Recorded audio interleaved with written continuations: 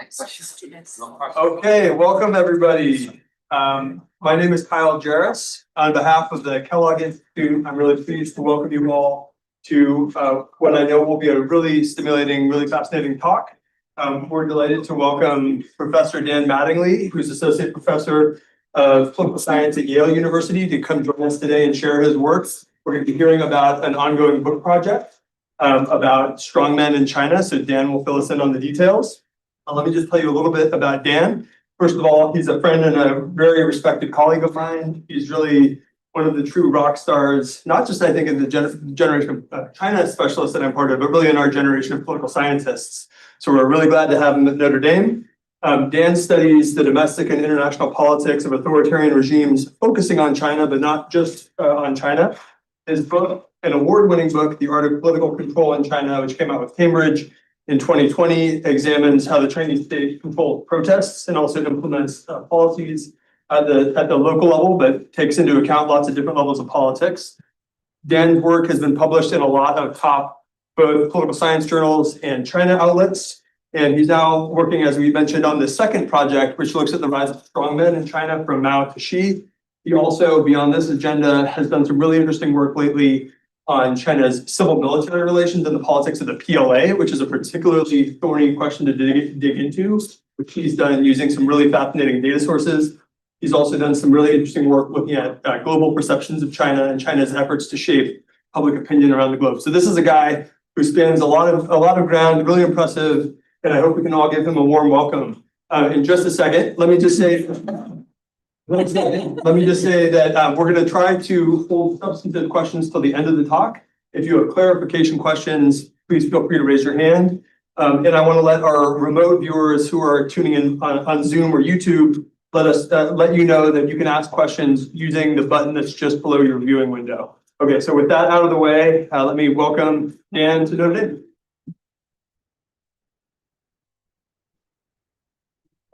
Ordinarily kind introductions and on a voluntary to the rest of the team for inviting me here. I'm really excited to be here at Notre Dame for the first time. So as Kyle mentioned, I'm currently finishing a book project that's basically trying to understand the rise of Xi Jinping, which I think is arguably sort of the most important event that's happened in the PRC over the last 15, 20 years.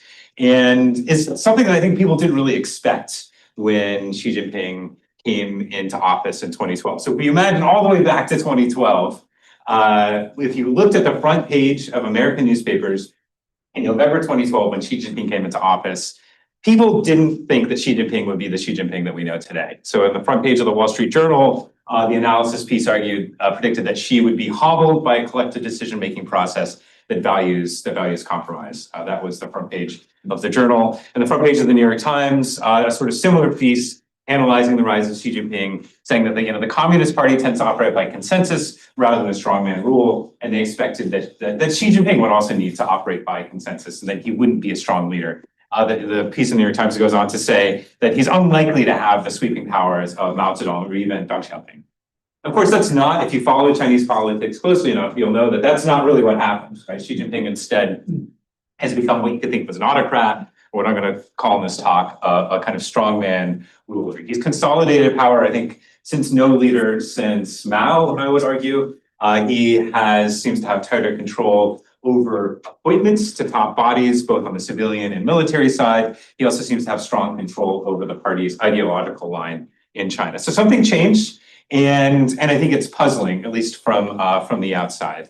So the motivating question for the book is what explains the rise of a strongman like Xi Jinping, or just an autocrat more generally, somebody who controls appointments, somebody who strongly controls the sort of ideological line in an authoritarian regime in the way that Xi Jinping does. So I think if you follow the political science literature on this question, you might have some answers, but I don't think these answers actually help you understand China all that well. So I think one important piece of conventional wisdom is that you need to look at political institutions and the sort of factional alignment within these authoritarian regimes. So, one piece of, by political institutions here, I mean both things like parties, party parliaments, congresses, constitutions, the sort of formal rules of the game that help to shape politics. And the sort of argument here is that in regimes where these institutions are weak, you're more likely to see the emergence of a strongman, or where you see a really divided opposition. I don't think that explains China very well, where the institutions that govern China at the central level really haven't changed all that much, and didn't change very much at all between Hu Jintao and when Xi Jinping started to consolidate power. Nor is it obvious, at least, that that Xi Jinping's opposition was more divided than in the Hu Jintao era. Another piece that people argue, that I'm going to sort of argue against, is that when it comes to China in particular, and a lot of regimes like China, the military plays a sort of marginal role in elite politics. The military has really been sidelined in regimes like China, where institutions, particularly the institutions of the Chinese Communist Party, are pretty strong, and this has prevented the military from playing a pivotal role in politics. So in the book, I'm going to sort of try to argue a bit against this conventional wisdom in the literature on authoritarian regimes in a couple of different ways. First, I'm going to argue that a key source of power for someone like Xi Jinping who becomes a strongman is actually the military. And I think this is kind of surprising in the context of a regime like China, where we might think that the Communist Party is pretty insulated from the military. I'm going to argue that even if the Communist Party doesn't necessarily really need to worry about the military taking over and kicking out the civilian elites, the military is still this pivotal, important player within intra-elite politics. So that's kind of one of the first key arguments that I'm really going to follow mostly in today's talk. The second piece is a sort of why you get a strongman leader like China. And the argument of the book is that elites want to actually strategically empower somebody like Xi Jinping. So elites, counterintuitive as it might seem, actually want there to be a strongman in a context where they think the emergence of a strongman can help to protect the regime. So even though elites in the Xi Jinping era maybe have more to fear from elite politics because there's the possibility that they might be purged themselves from politics, the argument is that, in fact, there are conditions under which, and I would argue that the rise of Xi is one context in which elites, rather than fearing the rise of a strongman, have actually wanted to empower somebody, in this case, to essentially save the party from itself. I'm going to focus a little more, partly, there are a couple of different strands of this book. I'm going to focus here mostly on the kind of civil military piece to sort of understand how, to try to unpack how leaders exercise power and how leaders think about the role of the military in elite politics. The book itself, so the big argument here is that, elites will strategically empower a strongman who has a base of power in the military as a way to save the regime. The book has a couple of different sort of empirical bases, the sorts of evidence that I use for the book. The core of the book, like each chapter is basically a case study of each of the 6 paramount leaders in China. And Mao gets more chapters because Mao was in there for a long time. But each of the chapters is a case study of each of the paramount leaders of China, trying to sort of understand how that leader was selected and how that leader exercised power during his reign. The book also draws on some data on appointments to the People's Liberation Army, the PLA. So along with co-author Tyler Joseph DeBrown, we collected a bunch of data on PLA officers. That's another backbone of the book to try to understand connections between the military and civilian leaders. And I'm also really interested in how leaders try to reshape regimes ideologically. And so one piece of this is I collected a bunch of data on leader speeches. I'm going to show you a little bit from this data set that is going to help sort of unpack how leaders shift ideologically over time. And the core contributions are, again, this idea that elites, instead of fearing the rise of an autocrat or a strongman, I'm going to sort of use these two terms interchangeably to mean somebody who has a lot of power and authoritarian regime, doesn't have to rule as collectively with others, that elites actually want to strategically empower autocrats under certain conditions. And I would argue Mao, Deng, and Xi are also all cases of elites strategically empowering someone. That dominating the military is this important prerequisite for consolidating power in an authoritarian regime, even in the case of China, where you might think the military is pivotal. That ideology is really core to elite power struggles in authoritarian regimes. And as I mentioned in today's talk, I'm really going to focus a little bit more on the civil military piece, a little bit less on ideologies and how leaders are selected, but I'm happy to talk about that in the Q&A. So I want to kind of talk a little bit about what the core set of theoretical ideas are in this book.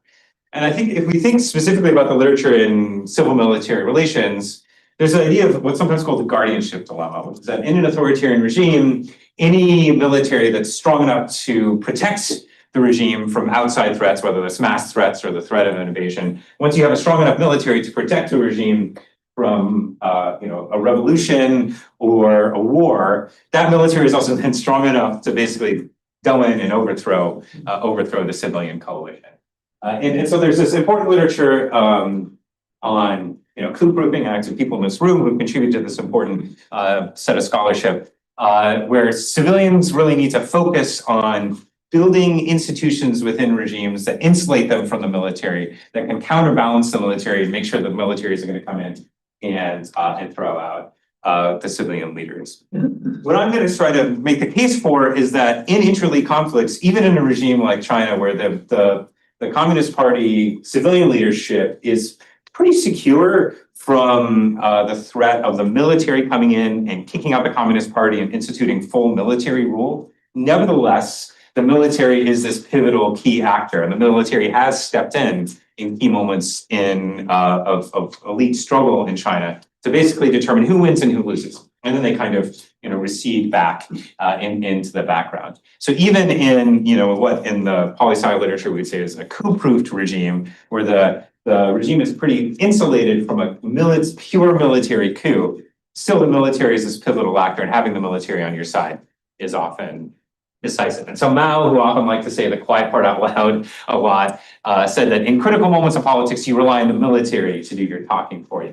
And Mao has a lot of quotes about how he sees the military as his key source of power. And I'm going to actually show you some quotes from Xi Jinping that are along similar lines. So we think in kind of broad terms about the argument. I just want to kind of focus our attention on three key actors in Chinese politics. You have somebody like the leader, you think of in the Mao era, someone like Mao, right, the top leader. Most often, but not always, this leader is the head of the Chinese Communist Party in the Chinese system. Deng Xiaoping, by the way, wasn't, but he was still the top leader, the paramount leader. You have some other group of civilian elites. This is Liu Shaoqi, who is the number 2 under Mao for the first 17 years of the PRC.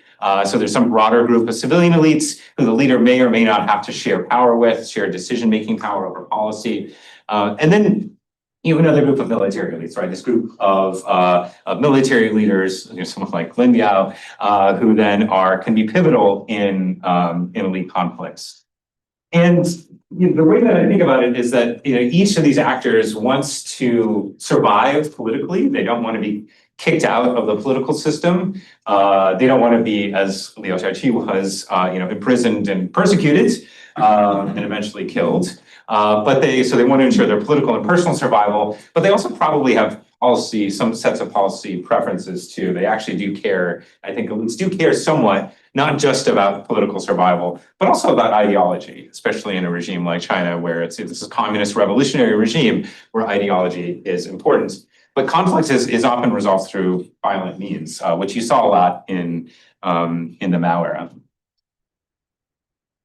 So as an example for why the military is so essential in authoritarian politics, we can think about this key pivotal moment in Chinese history, 1959. During the Great Leap Forward, which was this effort by the party led by Mao to create people's communes at the local level, to increase grain production, and the policy, as you'll probably remember from Chinese history, was a complete disaster. It led to likely tens of millions of deaths because of the Great Leap Forwards, to some degree combined with natural disasters, led to these policies that actually ended up decreasing grain production at the level, while the center was also requisitioning too much grain. This is kind of this human-made famine. And so there's a question of whether or not Mao would reverse the policies of the Great Leap Forward in 1959, when it was already clear that people were starving at the local level, there's this question about whether or not Mao would reverse these policies. So at a meeting in the city of, in the mountain, Lushan, a military leader, Peng Dehuai, actually confronted Mao about these policies. He actually wrote Mao a private letter. It's basically, in a way that Peng Dehuai was famously blunt. Peng Dehuai was famous for doing things like charging into Mao's room, pushing past Mao's bodyguards to upbraid Mao about the Korean War policies he didn't like. So Peng Dehuai was a very blunt person. He held himself back a little bit in writing this letter to Mao, basically saying like, hey, you know, there's a lot that's great about the Great Leap Forward, but maybe we should cut down on some of the great requisitioning and pull back these policies a little bit. Now, Mao reacted in fury, eventually makes this letter public and then comes down hard against Peng Dehuai. And the moment, if you go back and read, when people seem to realize Peng Dehuai's goose was cooked, he gave this long, sometimes profane speech to the delegates assembled in Lushan, where among other things, he says, basically, if you follow Peng Dehuai's advice, I'm going to go to the countryside and lead the peasants to overthrow the government. If those of you in the People's Liberation Army won't follow me, I'll go and find a Red Army, a new Red Army, and organize another PLA. But I think the PLA will follow me. And so this is kind of laying there. And if you go back and look at some of the writings of other elites in the time, they talk about this being the key moment where they realize that, okay, there's not going to be a reversal of the Great Leap Forward. If Mao is threatening civil war on other elites using his power in the PLA, the Great Leap Forward will basically continue as it did for another 2 years. And so the argument here is that the military is crucial for other elites wielding power within the elite coalition. If you understand why Mao was a dictator, why Mao was an autocrat, why he didn't have to rule collectively with others, the key source of his power, I would argue, was his control over the means of violence, his control over the military. So the idea behind the book is a kind of network theory of why the military is important. And I would argue that networks are important in part because they're crucial sources of information about the dispositions of other people. So when Mao is saying, I'll go and find a Red Army and organize a Liberation Army, but I think the PLA will follow me, he does know, partially because Mao was a key leader of the Red Army early on in Jiangxi, he did know the sets of leaders who would follow him, even in these radical extreme policies. So if you think about Mao, this is Mao's network. I'm going to show you some other network graph. This is Mao's broader network graph in the PLA in this period. If you compare Mao to his number two, Mao just because he served as a military leader, starting in the late 1920s, early 1930s, by the time you get to 1959, he still personally knows the top leadership of the PLA and can sort of figure out how to find the right leaders in the PLA who will follow him on his radical policies. And this is arguable, I would argue, is a key lever. And there are other things like his personal prestige, his command over party institutions, but he really does see his personal lever over other elites as being the PLA. So that's, the argument here is that Mao's networks meant that he knew who in the PLA would follow him in moments of elite conflict. China is different than a lot of other regimes. So China is this revolutionary rebel regime that has this revolutionary communist ideology. These regimes tend to be pretty good at controlling the military. So in China, I'll just mention there's the party controls the military very tightly. And one way it does is through the Central Military Commission, which is the key institution that actually sort of runs the military. It's not the Ministry of Defense, it's the Central Military Commission.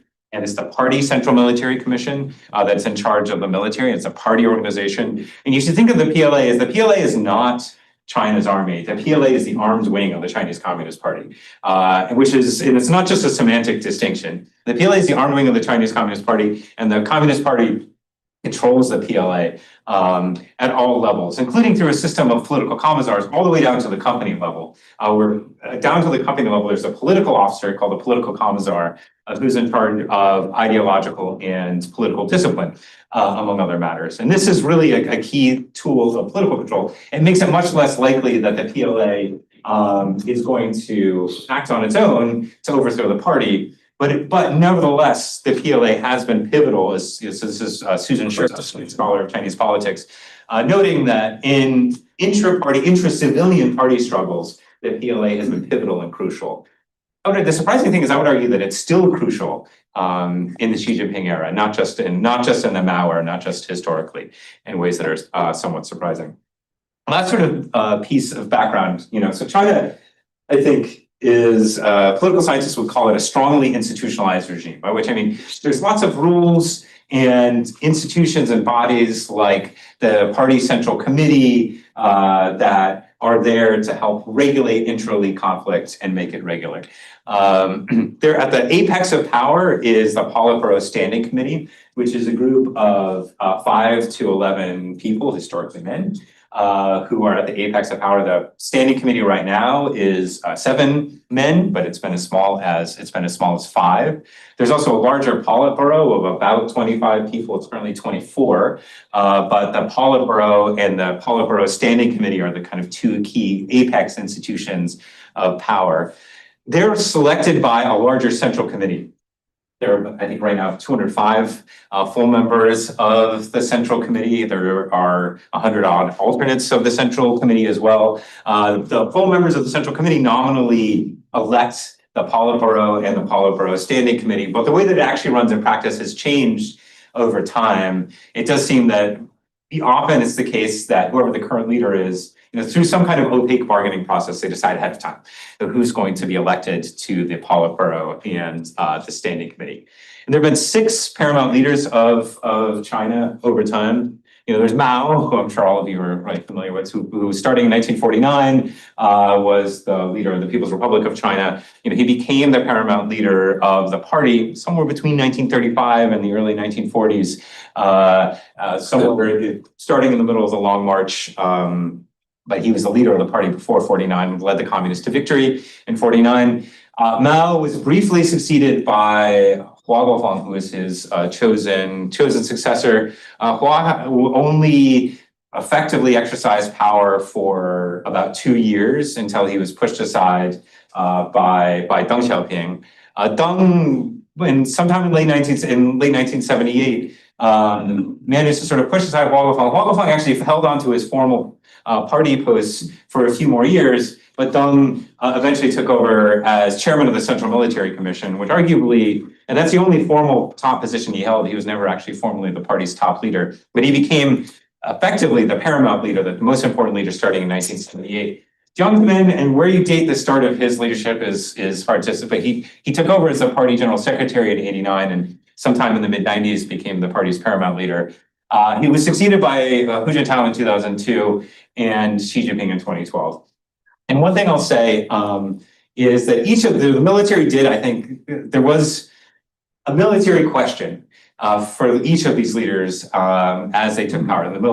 For Mao in 1949, in the mid-1930s, when he took over as the party leader in the middle of the Long March, this is a point in which the party faced a potential defeat at the hands of the nationalists, and the military was pivotal in Mao rising to power. Hua Guofeng came to power in 1976, but before he was elected the chairman, he had to arrest the Gang of Four, again, using the PLA in order to exercise power. Deng, his base of power really was the PLA, and he was only the chairman of the Central Military Commission through the 70s. I'm going to talk about the Hu Jintao and Xi Jinping eras as well.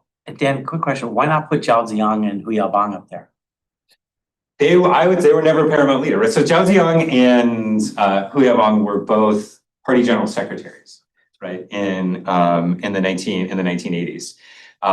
Hu Yaobang, pushed aside by Deng in 1987 after he didn't respond forcefully enough to a wave of student protests. And then Zhao Ziyang in 1989, during the 1989 student movement and Tiananmen Square incident, Zhao Ziyang in the middle of that was pushed aside as party leader and cut out by Deng, who was the ultimate decision maker in politics in the 1980s. So yeah, Deng was never the formal leader of the party, but he was the paramount. He was effectively the paramount leader. He was the de facto, but not de jure leader of the party. And if you go back and read, some of the interviews with Zhao Ziyang, like some of the interviews that he did with like Yang Zhisheng, for example. He talks about how even in the 80s, even as the formal head of the party, he couldn't fire anybody. Deng Xiaoping had to approve of hiring, promoting, and firing people in the political system. Okay, I want to spend most of my time talking about case studies the rest of the time, so I'm going to try to keep my talk to 35 minutes, so there's plenty of time for Q&A.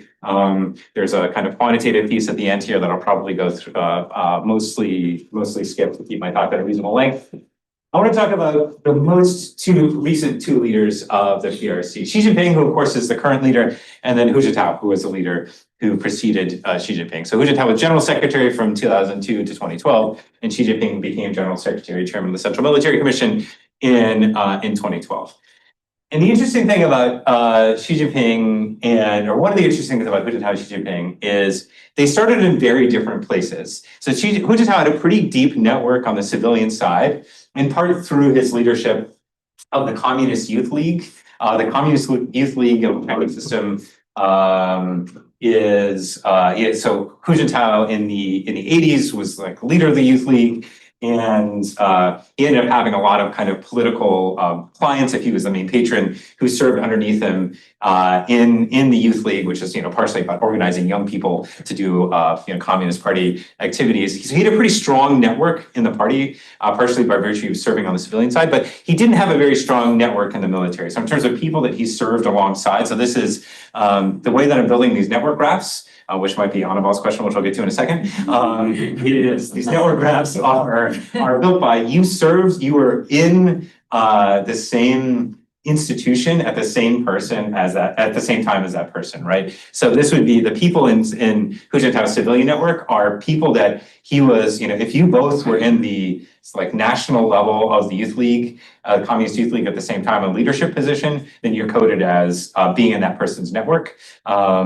It's just a fairly strict version of this. And then for the military side of things, like Hu Jintao never served in the military, but as I'll discuss in a moment, the fact that he was a local leader did actually mean that he was on a bunch of local military and defense commissions, which I'll talk about in a second, that did tie him to certain officers. Sorry, just to clarify, so to be included as a node, you have to have reached a certain level of politics. Like who's included as a node here? Yeah, so these are, okay, well, I should mention, so the civilian networks here, these are just members of the Central Committee. So these are the full 205 odd members of the Central Committee in 2002 when Hu Jintao came into office. So now I forget because I made this graph a while ago, however many nodes that is, 30 or 40. There were 30 or 40 members that Hu Jintao had served with in some capacity before he came into office. And here I'm excluding some of the national, once he became, I'm excluding some people once he rose to national office. Same with the military. This is the top echelon of military leaders, the military region commanders and higher. Okay. The difference though with Xi Jinping is Xi Jinping also has a pretty strong civilian network, but I think the striking thing is his military network is much stronger than Hu Jintao. And this is partly a matter of, in a sense, accidents. It was, the sequencing of posts that Xi Jinping held in Fujian and Zhejiang, and then the promotion of leaders who served in military leaders who were group army leaders in these positions and who happened to rise to the top of the PLA at the same time was fortuitous for Xi Jinping. I would also argue, and I'm happy to talk more about it, that other leaders, knowing that Xi Jinping was going to become general secretary, also deliberately empowered him by promoting people in the military to top positions at the same time as he took power. So this picture is enormous on the screen. So okay, Hu Jintao, Party General Secretary from 2002 to 2012. So I want to talk about both of these leaders, and then maybe I'll wrap up. So as I mentioned, we're thinking about military ties here, and I have ties to the military. I have a pretty restrictive sort of definition to think about in the post-revolutionary era, what it means to be tied to somebody. So for Mao and Deng Xiaoping, right, they were actually military commanders, right? They were commanding what was then the Red Army, and so they actually, Deng, for example, was the commissar of the Second Field Army. So there are a ton of people in that field army, one of the four main field armies in the Civil War, that served directly underneath Deng Xiaoping that he knew. Things work differently for the post-revolutionary generation. So civilian leaders like Hu Jintao serve on provincial and regional military committees. So the PLA, unlike the US military or militaries in other contexts, it's sort of based more or less on the Soviet model, where there are what are now commands, but used to be called military regions, which group together different provinces. So basically what happens is each province has a provincial district military unit. They also might have a group army that is housed in that province. And then there's a broader group of provinces that has a military region or now command. And if you are a province level leader, it's kind of an interesting, unique system. If you're a province level leader, you are also the first party secretary of that province's military district. And you also serve on what used to be called the military region and now military command party committee. And this ends up being a way that these leaders end up getting to know personally a lot of these military leaders, because they're, it's like serving on a university committee or something, right? Where you get to know people by dint of being on these committees. And the argument is not by being on these, it's like serving on a committee. You might like or you might not like the people that you're on a committee with, but it's a useful way to get to know people and to figure out who you are aligned with. And so having more of these connections is helpful in a regime like China. So if you're Mao, you know who you need to go to and who you shouldn't go to. In order to exercise control. So Hu Jintao, for example, served as the military district, the party secretary, and he was a local leader before he became a national leader in Tibet and Guizhou. And so this is actually him visiting a soldier in a hospital and a newspaper that I found in Tibet. So he was also a party secretary at these local levels, and this is how he got to know officials. But he didn't get to know that many officers, actually, who ended up making it to the top echelon of the PLA leadership. And Hu Jintao was also really undermined by his predecessor, I would argue, Jiang Zemin. So Hu Jintao became the general secretary in 2002, but he did not become the chairman of the Central Military Commission.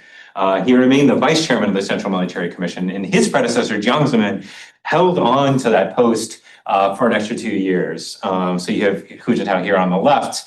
And in those 2 years that his predecessor held on to power and control over the military, he used that time to install people who were arguably his loyalists into top positions in the military. People like Guo Boxiang and Xu Caihou, who are the two men to Hu Jintao's left here to our right, who were the top military leaders eventually under Hu Jintao.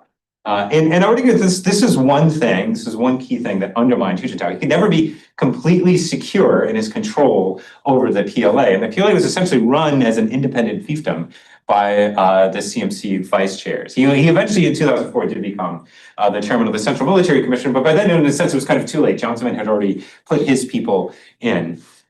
And this had real kind of consequences. So when was this? In the late 2000s, Hu Jintao, I think 2010-ish, Hu Jintao ordered the CMC to investigate the deputy director of the logistics department for corruption. And if you want to be corrupt, being deputy director of the logistics department is a great position to be in lots of ways you can get money. Gu was famous for loving gold. He did things like, he allegedly, to bribe other people, did things like he would place gold bars in the back of a Mercedes, close the trunk, and then hand somebody the keys of the Mercedes. His house, he built a house that was a replica, like a small scale replica of the Forbidden City, that had like I think it had a gold Mao in the intro. I mean, he was wildly corrupt. And so Hu Jintao, in the interest of sort of trying to clean house in the PLA, ordered the sort of discipline commission of the CMC to investigate, and they didn't tell him, they weren't directly insubordinate, but they just never followed the order. The CMC vice chair who had served underneath basically just protected him, and Hu Jintao told them to investigate it, and they just didn't investigate him. They didn't say no, but they didn't follow through.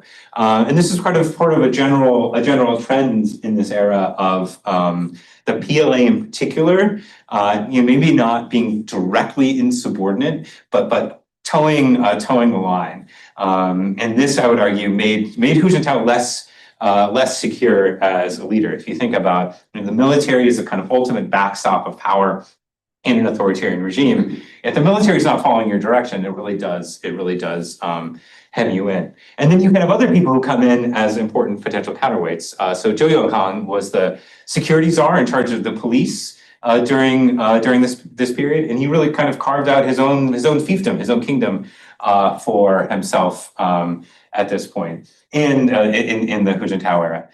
And because he also controlled the others, there's the military, which are the kind of most powerful guns, and the police, which are also important, if less powerful. And you have this trend also of officials in this period also using local police garrisons to insulate themselves from the center. I mean, Bo Xilai, who those of you who study China will know well, was a local official in the city of Chongqing who was one of a bunch of local officials who basically, Bo Xilai was famous for sleeping in his police garrison, allegedly as a way to prevent the corruption investigators from coming to investigate him, because they would have to enter the local police garrison.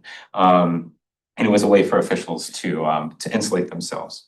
I want to turn now to talking about Xi Jinping, and then wrap up to sort of argue about like why the military is important. So Xi Jinping, I think when he came into office, I think a lot of people, particularly in the West, thought that he would be a reformer, right? And there's this great Nicholas Kristof column. Kristof's really interesting, and I think he was a reporter in China, but he has this kind of now notorious column where he said that the prediction was that in the Xi era, the Mao's mausoleum would be closed. He would be this great reformer.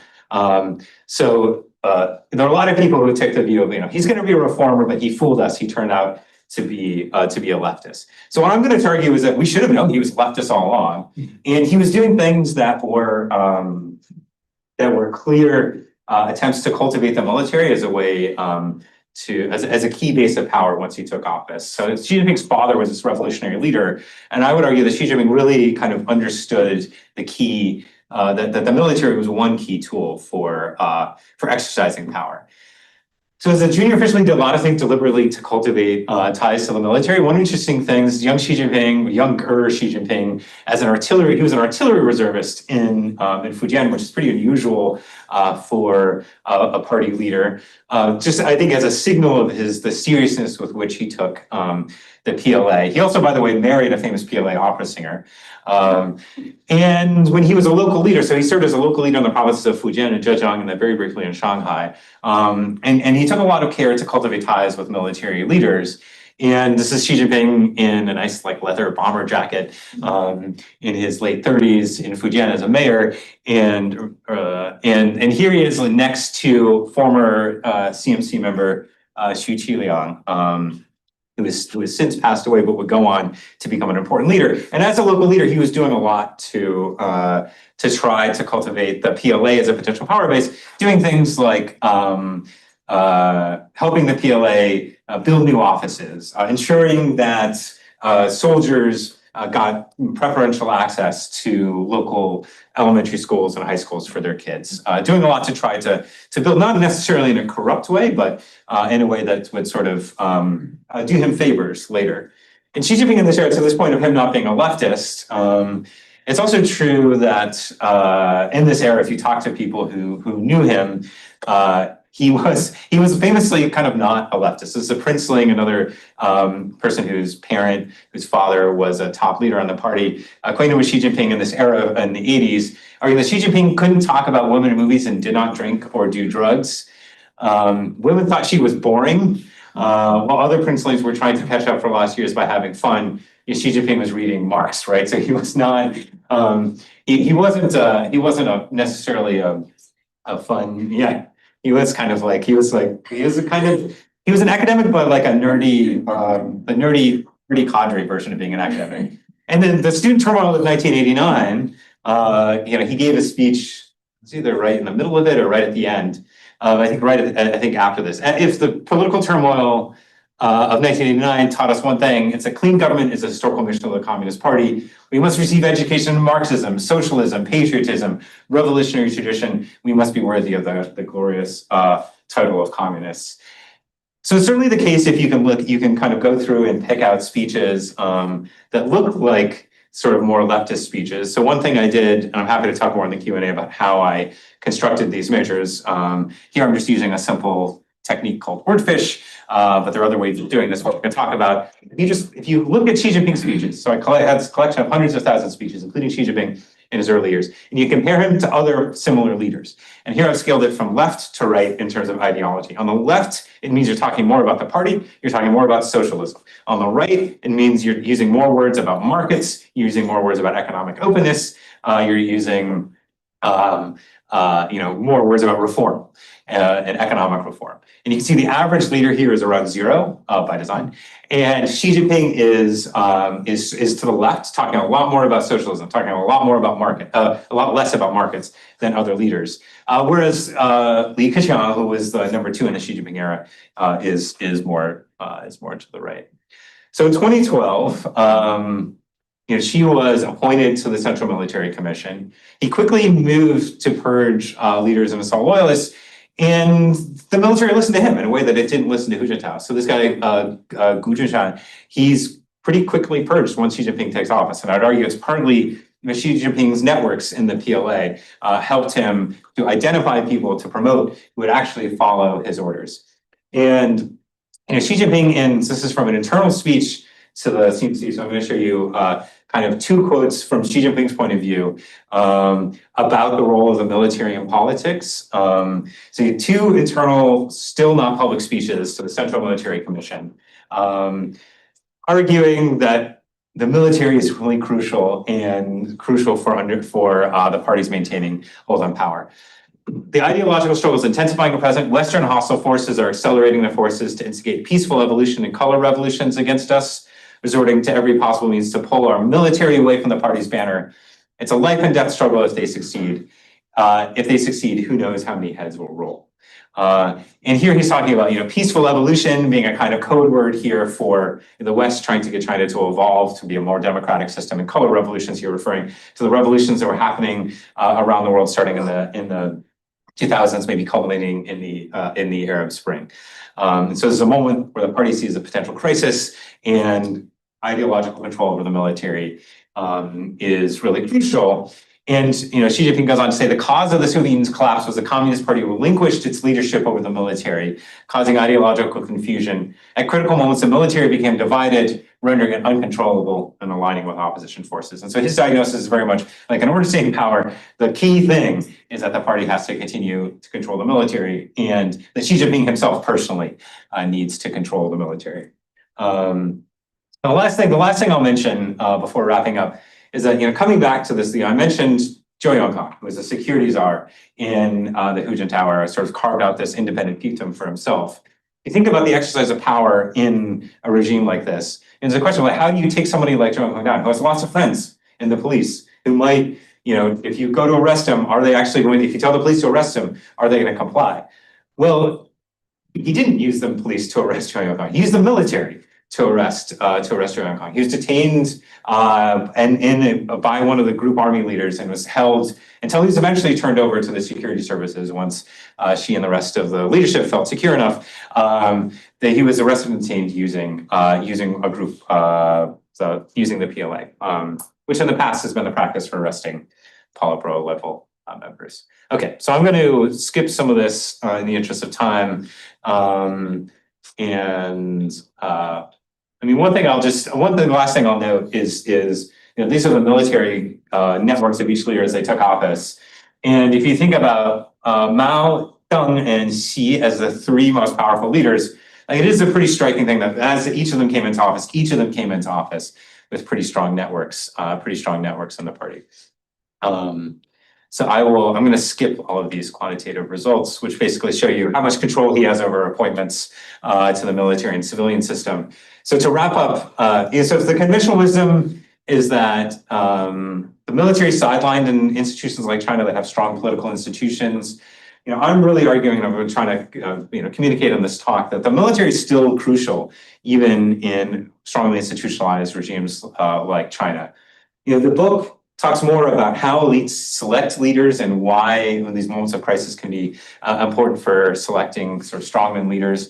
And I go through all of the leaders have this data on leader speeches, and I can show you how Xi Jinping has been really effective at shaping and controlling how other leaders talk and position themselves ideologically, and a bunch of other data on things like the 1989 protests and different waves of collective action. And the idea is the book is trying to give us kind of framework for thinking about authoritarian regimes beyond China. Thank you so much for your time. Really appreciate it.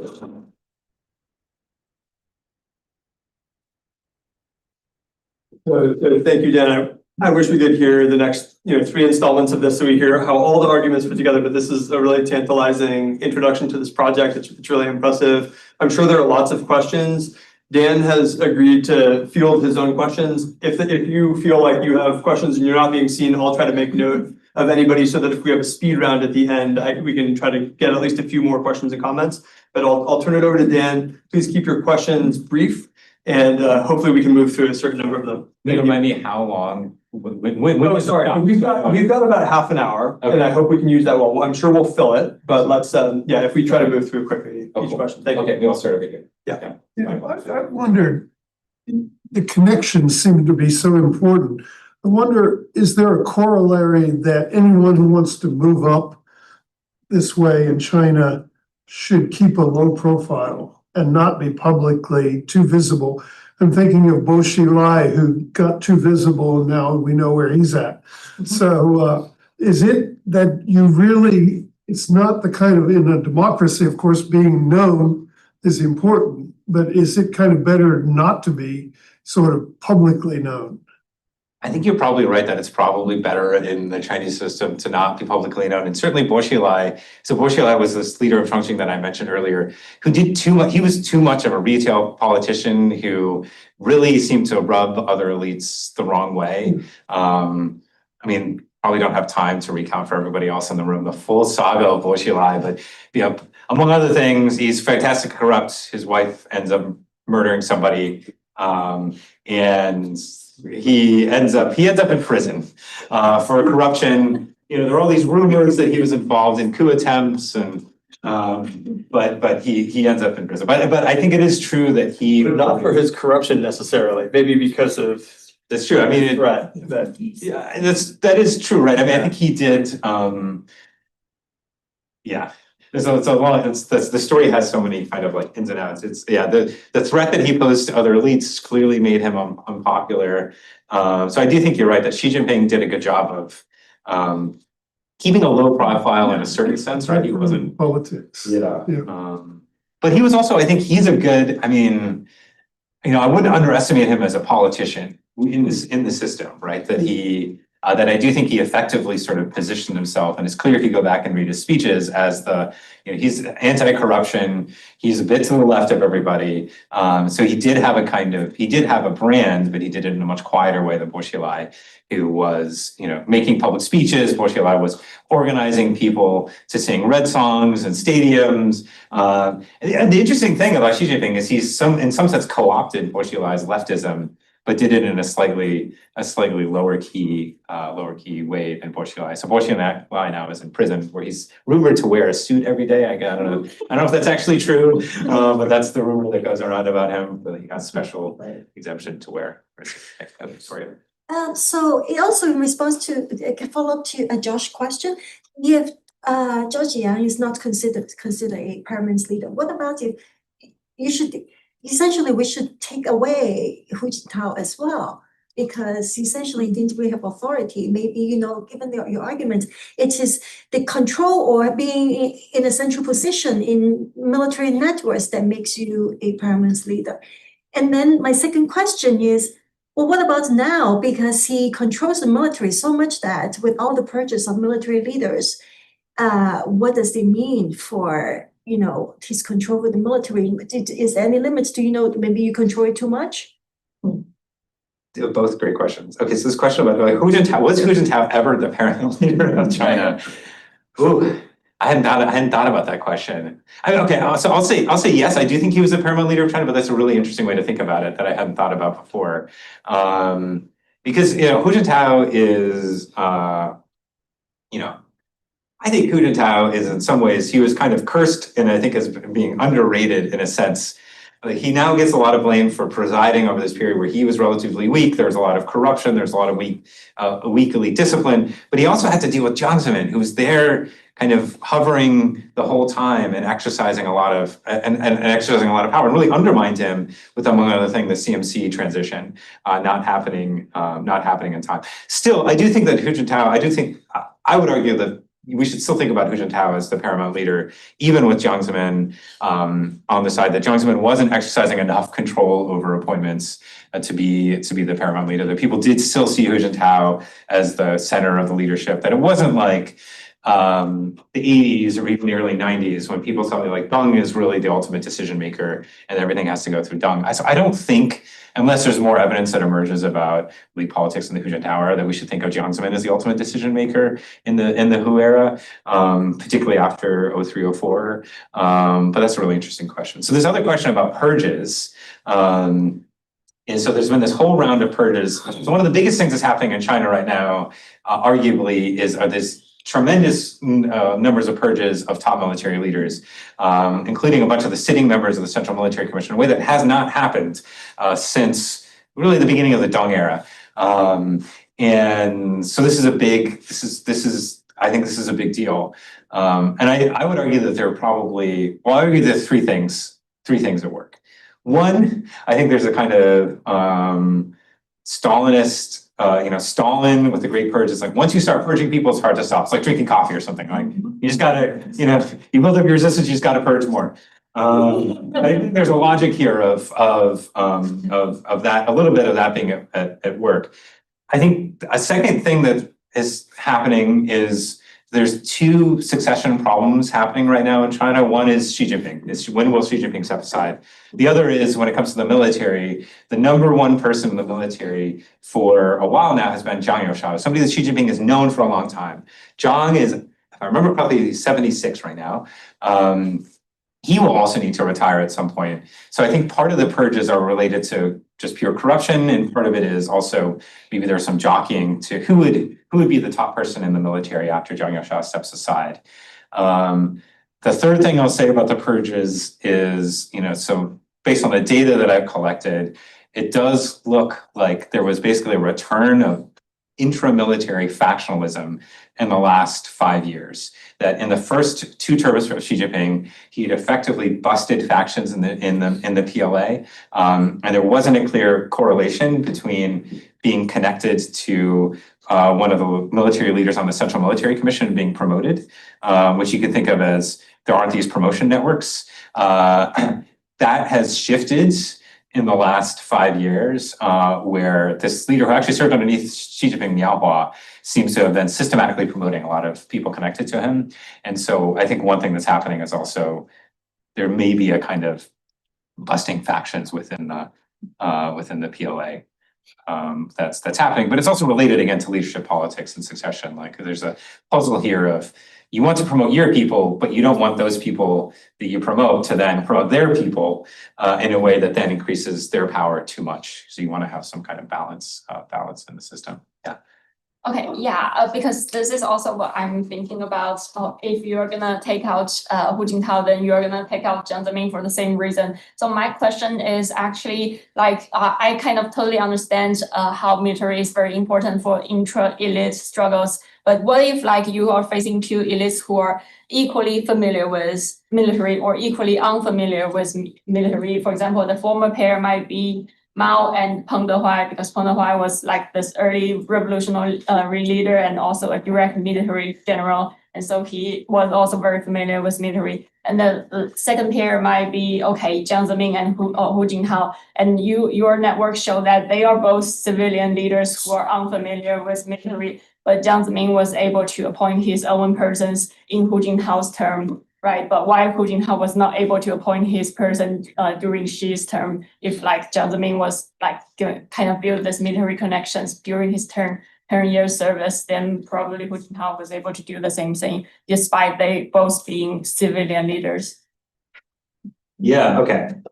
This is interesting. So the first question is like, well, what happens if it's a fight between two people who are both really connected in the military that might both have leverage, and then you could imagine both could threaten to remove the other from office by force.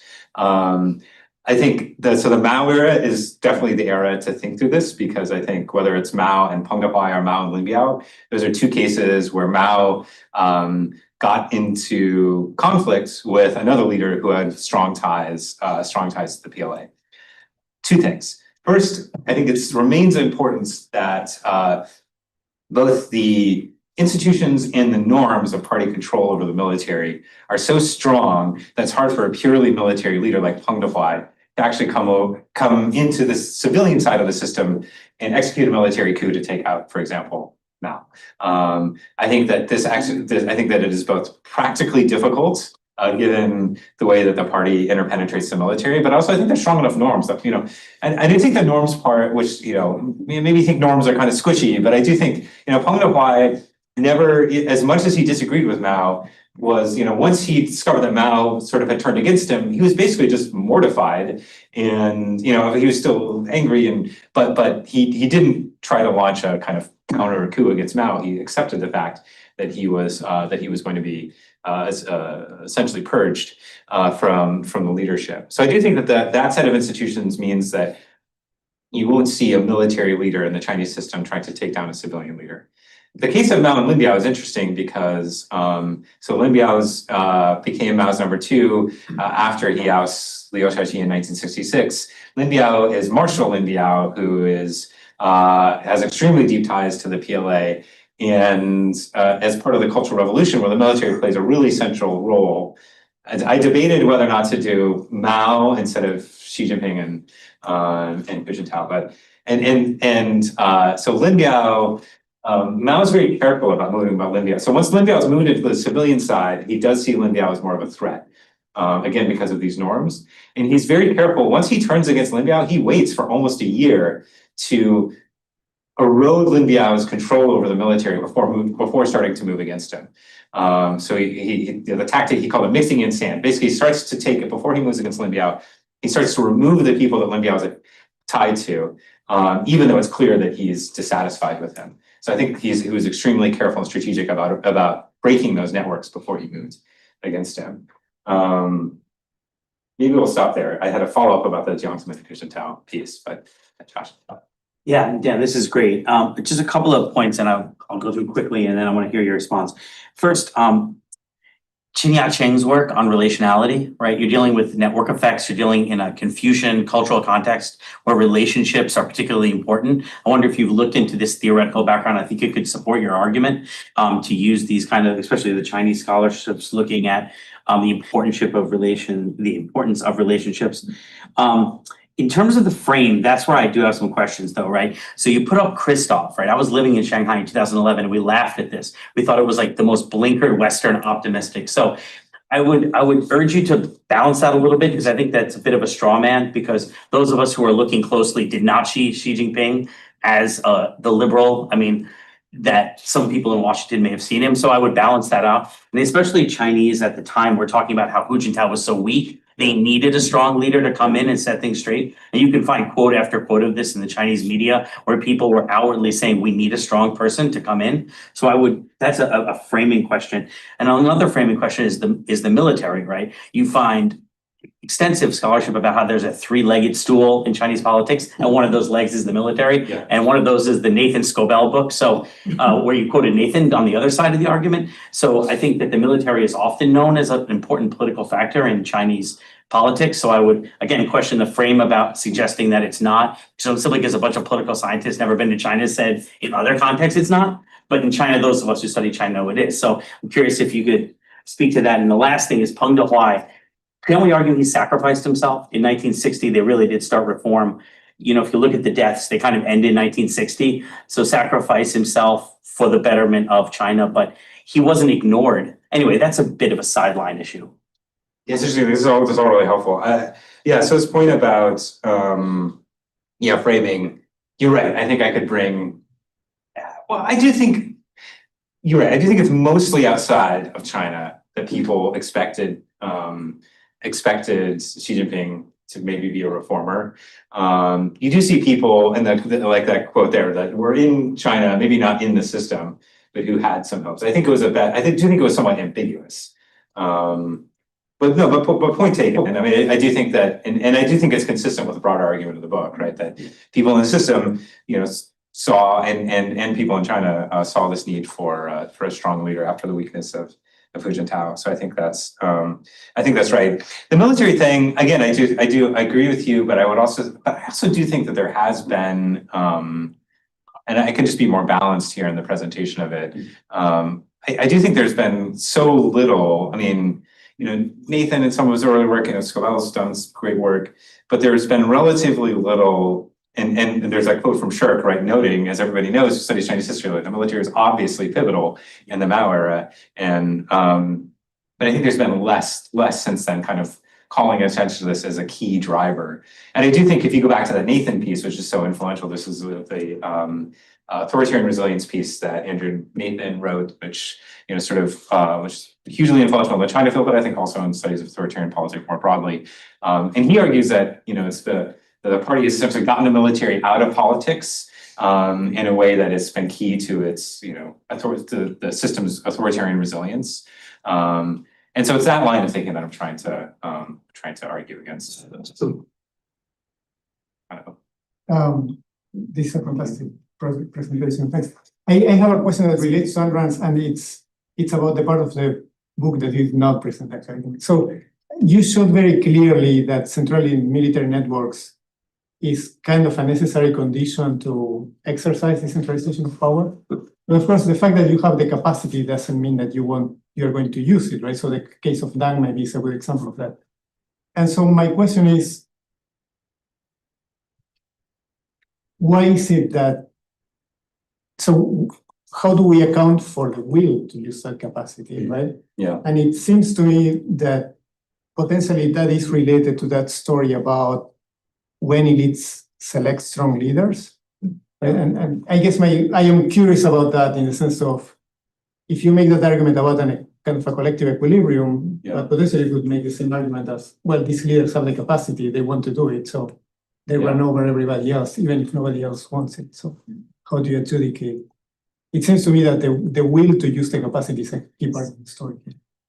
Yeah, it's interesting. So that's a hard, you're right, that agency piece of it. I mean, there's a question. So I would argue that, if you think about each of the leaders who were central in these networks, that each of them, did, each of the leaders here in red, like they had the capacity, and I would also read them use it to push the system in a different way, right? Mao used it repeatedly to purge his enemies, and then to gradually move the system to the political left and to push aside Liu Shaoqi, Deng Xiaoping, and other leaders we saw as insufficiently radical and committed to the cause. And there was a kind of pure power politics piece to this about him consolidating his power, but I do think there was also an ideological belief or policy preference piece to this, which I think scholars of authoritarian politics broadly in the field maybe paid less attention to. But I think he's willing to use, he did use that power to do it. Deng, of course, pushed the system, you can think of us to the right. I mean, calling something to the right in the Chinese system is like a slur, but he did effectively push the system away from Mao's leftist policies towards more reform. And I think that's kind of been the main axis of of kind of political debate and political struggle in China is, how much should we be a socialist country where the state plays a strong role in the market, and how much should we allow for reform and a role for free markets and trade. So Deng, I think, I did exercise this power to the degree, he was constrained by the presence of other strong elders, notably Chen Yun, and to a lesser extent Li Qianyan. And Xi Jinping did it as well. And I would argue that, Hua Guofeng, Jiang Zemin, and Hu Jintao, I'm not sure that it was necessarily a lack of will.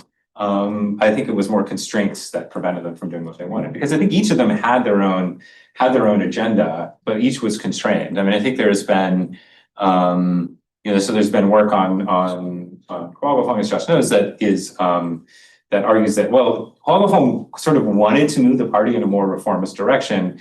Deng Xiaoping basically just co-opted that agenda and politically outmaneuvered Hua Guofeng.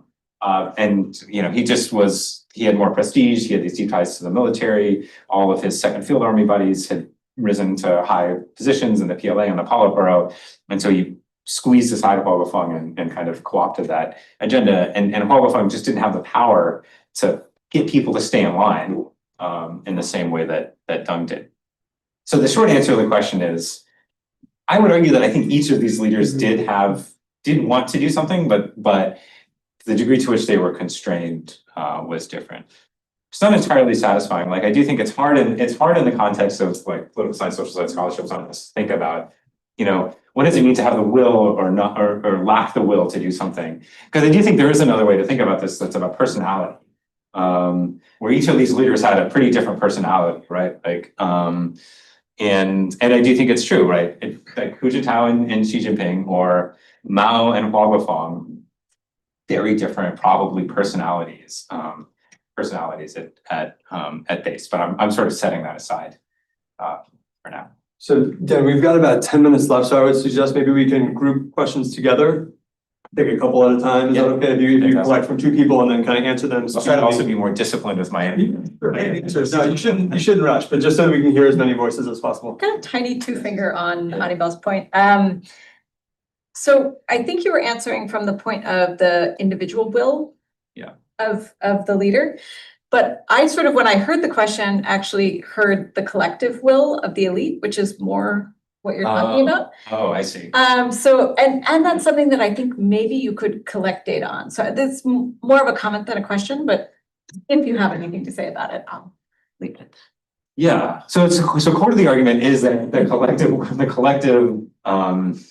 will of elites, and it's funny you said, the preferences of elites are important for choosing who becomes the next leader in ways that then are important for power consolidation. So I would argue in this transition from Hu Jintao to Xi Jinping, there was a sense of growing crisis. There are all these color revolutions around the world. There's the Bourchier incident exposed this fundamental lack of elite discipline that then potentially threatened to kind of rupture at the top. So I do think that what other elites want does matter.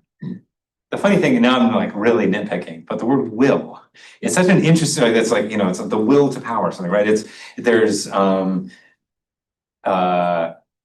It's not usually how social scientists think about these things, but when I'm open to the idea, I think it's probably true that leaders do vary in the degree to which they're willing to actively seek power. So you could imagine, in these different areas, like elites in the beginning of the Hu Jintao era, things are going relatively smoothly. There are lots of incentives for leaders to want somebody who's relatively weak, who has to rule collectively, who can sort of share the spoils and share power with everybody else. And so they want somebody, maybe personality-wise, who doesn't have that sort of strong will, but also they also just hamper them. They set up institutions in ways that make it harder for them to exercise power. And I totally ignored your point about that. I also have like a quick follow-up. It seems like in your story, the network is signaling strength, either the leader's willingness to use that strength or their ability to do so. But there's a lot of literature in political economy that uses networks as indicators of policy preferences. And that ended up getting a little bit muddied when you were talking about ideology at the beginning and then showing the measures of ideology. So I wonder two things, whether you can use the data to tease out these two competing interpretations of what the network is doing. And second, I think like a big contribution of the work is to be using network data in a different way than most literature uses it right now. Can you maybe collect a couple more? No. Yes, it's ungoverned. No, so my comment echoes this, but perhaps building on that, I think that preference versus capacity, I think that's something that sometimes it's a bit ambiguous in the presentation because sometimes you emphasize a lot what the leader wants, what the leader. But on the other hand, then the argument seems to be that the party places the leader it needs at a certain moment. And I think that perhaps there is room to connect this back to the broader literature, because if it's indeed the case that this is an institutionalized authoritarianism where the party, has the military control, then this shouldn't matter, right? Whatever leader they place, regardless of its network, his network, in this case, it's Strongmen, would do the work. You shouldn't care about the characteristics of the leader. So this is in a sense showing that it's not as institutionalized as it usually is, because they shouldn't need the leader whose networks are going to be the right networks to appease the military, right? Seems like even in an institutionalized autocracy like China, you need leader characteristics to carry out the will of the party. So I think this play between preferences and capacity allow you to speak to that big questions, I think. And that's a suggestion. I'll go ahead. Very briefly, thank you, Dan. This is a fantastic project, and I look forward to reading the book. So building on Luisa's point, I'm wondering to what extent this is a distinctive China story, or if you see it as a broader story engaging with other countries or debates in the field. And I wanted to push you on alternative explanations outside of institutions. So I think one alternative explanation of why we get strong leaders goes back to a point earlier. Someone mentioned about sequencing. Weak leaders are followed probably by stronger leaders. Another explanation, whether you believe it or not, some scholars argue political culture matters. So there's a history, a tradition of having a strong leader, an emperor or a czar. Another explanation would be it has to do with the regime that you inherit. And I think this is mostly complementary to your argument. It's not domestic crises, but it's actually corruption. And this seems to be a dominant story in what you've presented today. The party that Xi Jinping inherits is a deeply corrupt party, and the military is also deeply corrupt. And he's just getting around to cleaning up the military. And so maybe this is a story really about corruption. And when a party is going to internally implode, maybe this is your explanation. Terrific. Maybe I'll try. Can you maybe just quickly grab a couple more, and then you can kind of give some final comments? Okay. Yeah. Okay. It's Just keep the questions brief if you could. Thanks. Okay, thanks. I think I just have one question is where does the network centrality come from in the first place? Because Mao and Deng are leaders who actually gone through the revolution, but Xi Jinping does not. So is that a lineage thing that because he is belong to the Taizidang, so he is central? And relatedly, why can't Jiang Zemin and Hu Jintao ever build this network's centrality by simply replacing the military leaders? If they can't, and all future leaders can, then it would be a story of blood. My question is very quick. It just follows up with the discussion of the language will. So there might be two objects of volition that are relevant. One is they want to empower someone that can. So they want to empower C to address particular problems at the time. The other possible object is they want to empower a strongman, and those two make two very different. They might want to strengthen C, and then they strengthen him, and then he takes advantage of the powers to increase to become a strongman despite their intention to do so. So I think there's just there might be two different objects like goals there, and that. So I wonder how that actually plays out. Yeah. This is great. This is all really helpful. Okay, so I have like 10 seconds. Yes. So then we have a few minutes. If anybody wants to come ask questions in person, we'll have the room for a little while, so you can follow up your discussion. But we should wrap up as a group around 1:45. Okay. Well, I'll be very quick. So first, these are great comments and very helpful. This question about network signaling strength versus this kind of political economy argument about are these networks about ideology or are they about, so I do think that they are partly actually about using information to infer other people's ideology. And so I'll just say, like, I've done some other work, that's not the book project, looking at the Xi Jinping era. And it does look like Xi Jinping is systematically promoting people in his network who use their speeches to signal to him that they are ideologically aligned with him. And so I do think that there's both, I think that these networks are important, partly as conduits of information about ideology, I would argue. But this is, okay, there's a lot of good things here, and I'm going to skip a lot of really interesting things to say two more things. I don't think this is a distinctive, to answer Carrie's question, I don't think this is a distinctive China story. I mean, I think you see this in a lot of regimes around the world, that there's, first of all, strategic selection of kind of quote unquote strongmen or strong women leaders who, in moments of regime crisis. I think corruption is actually can be a key piece of it, where it's fear over corruption that is both threatening popular legitimacy and also elite discipline, and push regimes into a crisis that then makes them want to select a strongman leader. And so I think you can go all the way back to Ataturk in Turkey to Xi Jinping now to think about. I think there is. I don't think this is just a China story. Although, because as a China scholar, I'm perfectly happy to just talk about China all the time. But I do. It's important to say that there is broader relevance. The last thing I'll say, these are all great questions. To Zi's question about, why can't Jiang Zemin build networks? I'll just say that I think Jiang Zemin is interesting.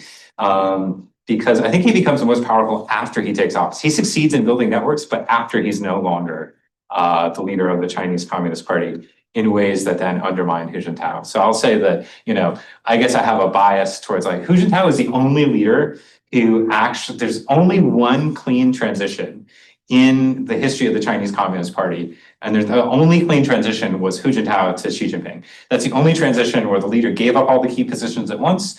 And that was Hu Jintao to Xi Jinping. So my concluding thought here is that Hu Jintao is, in some sense, I think, underrated as a Chinese leader. So thanks so much. I really appreciate that.